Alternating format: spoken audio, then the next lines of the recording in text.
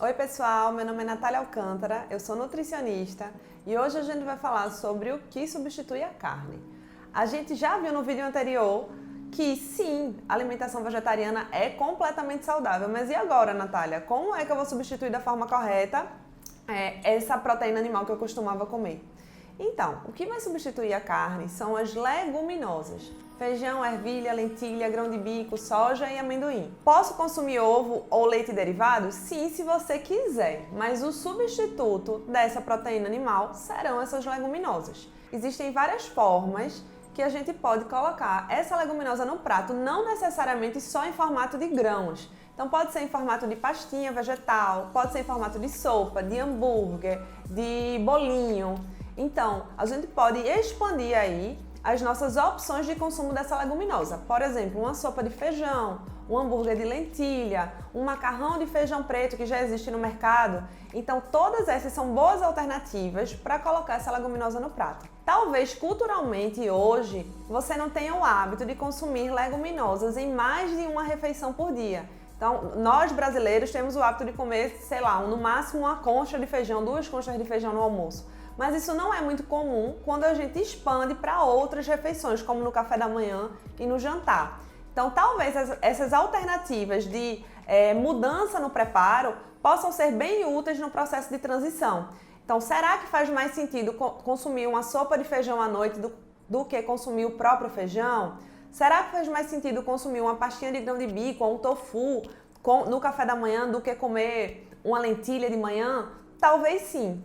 Então vai pensando no que você se sente mais confortável, no que seria uma comida conforto para você mesmo sem o consumo de alimentos de origem animal. Essa leguminosa não necessariamente precisa ser diferente nas refeições. Então, se você tem feijão em casa, você poderia sim consumir feijão no almoço e no jantar. Só fica atento para você não enjoar de consumir aquele alimento todo dia. Então, por isso a importância de dar uma variada nessas leguminosas.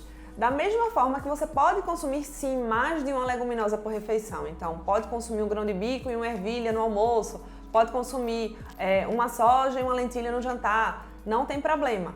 Eu vou dar aqui para vocês algumas sugestões de como incluir essas leguminosas no dia a dia, tá? Então, no café da manhã, por exemplo, nada impede de consumir o próprio grão, mas pela minha experiência no consultório, eu observo que é mais fácil para as pessoas consumirem algo mais leve, mais parecido com um requeijão, com queijo, com ovo. Então, a maioria das pessoas se adapta melhor a consumir, por exemplo, uma pasta de grão de bico, uma pasta de amendoim, uma pasta de gergelim, um tofu, com pão, com a batata doce, com a macaxeira.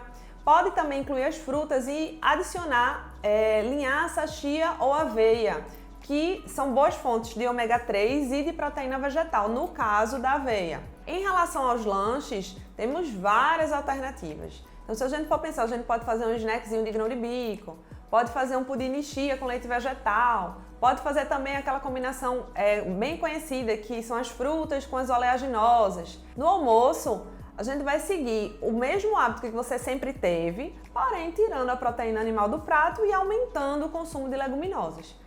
Em relação às quantidades, isso é muito particular e a gente precisaria aí de uma adequação com o nutricionista.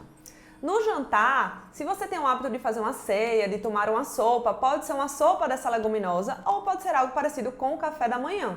Se você tem o hábito de fazer o almoço, de consumir o almoço novamente, a gente pode reproduzir o seu alimento consumido no almoço para esse jantar. É importante lembrar de adicionar boas fontes de gordura, a linhaça, que vai ser a nossa principal fonte de ômega 3, e alimentos ricos em vitamina C para aumentar a absorção de ferro. Mas sobre esses micronutrientes, ferro, cálcio e zinco, a gente vai falar em outro vídeo. Para os ovo-lacto-vegetarianos, algo muito importante lembrar. Muito embora você consuma ovo e consuma leite, não é retirar a carne e colocar ovo. Por quê? Porque esses alimentos, eles não são muito ricos em cálcio e ferro, como eu falei anteriormente. Então é muito comum se você faz essa substituição errada, você pode desenvolver algum tipo de anemia por deficiência de ferro e alguma deficiência de cálcio também. Então, lembrando que sempre, quando a gente tira a carne, a gente vai colocar as leguminosas. Se você não se sente completamente seguro para tirar a carne do seu prato, Vai fazendo isso num processo, no dia a dia, numa semana, numa refeição, conhecendo o restaurante da sua região, provando novos sabores e pensando que essa substituição é como introdução alimentar de uma criança. É muito mais sobre incluir do que excluir, é muito mais para provar alimentos novos, ressignificando os alimentos, do que de fato não poder consumir os alimentos de origem animal. Se fizer sentido para você, você pode adaptar também algumas receitas que você costumava gostar de consumir onívoras para a versão vegetariana. Então, por exemplo, um bobó de grão de bico, uma bolonhesa de lentilha, uma carne de jaca que vai remeter aí a um frango. Então, todos os alimentos que você costumava comer, pense se faz sentido adaptar para alguma versão vegetariana, que pode ser um bom caminho aí para fazer esse processo de transição. Então é isso, pessoal. Hoje a gente falou sobre várias maneiras de substituir a carne, de retirar os alimentos de origem animal do seu prato. Então, se você gostou desse vídeo, curte aqui, segue a gente aqui no canal e compartilha para quem você acha que pode ser interessante também.